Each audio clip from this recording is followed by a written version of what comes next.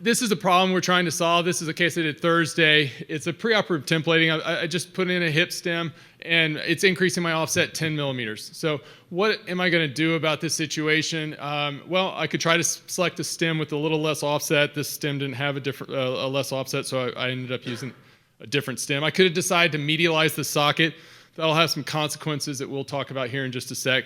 I could have tried to raise the stem and use a shorter head ball, but that really wasn't an option because I was already using the shorter head ball. Or I could just make the decision to say, hey, my x-ray is not internally rotated properly, and there probably is more offset in this hip than what my x-ray really shows, and I could just accept this and move on. So that's what we're trying to say. This is the first 270 hips that have been, and all the blue dots are the custom hips, and where their neck length and offset hip lied. And then I overlaid what the standard Kurai and the KLA Kurai stems would match. And so the question is there a necessity to fill the gap between what a Veris stem might offer at a 125 or 126.7 neck angle and what a 135 neck angle might offer?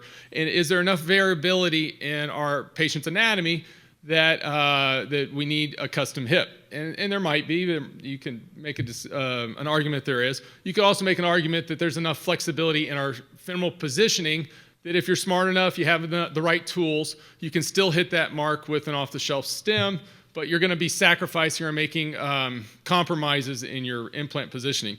The custom hip, the Conformance Design, this starts with the idea that we're putting the stem in the same position for every hip and then building the neck to the center of rotation. So what are we customizing here? So first of all, it is just the neck, okay? The body of the stem is a regular Kurai stem, regular Kurai broaches. The cup is just a regular cup, hemispherical cup.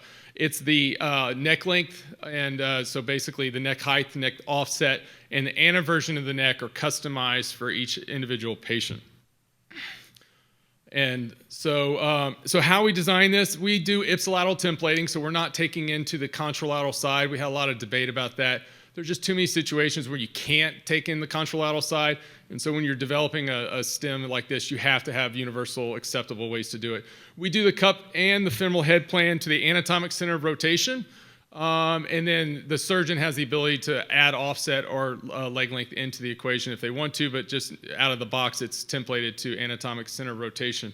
The cup version and the abduction are actually set to maximize coverage. This may or may not be the right call. This is just what we did out of the box. It's a guideline to always be within the safe zone. And then we customize the neck and offset to an anteversion. And then the femoral design is going to be a neck cut between 5 and 20 millimeters above the lesser trochanter for all stems, and then the stem goes from that. I think one of the main benefits that I've found by doing this is the 3D templating. I think whether you're going to be using a robot or the OPS or anything, I think in the next 5-10 years, we will all be doing 3D templating of hips because there's so much we learn that I never knew to even look for with 3D templating. So hopefully this, I think, is yet to be proven, but hopefully it'll help us be more accurate once we kind of get used to that whole concept of how we would do 3D templating.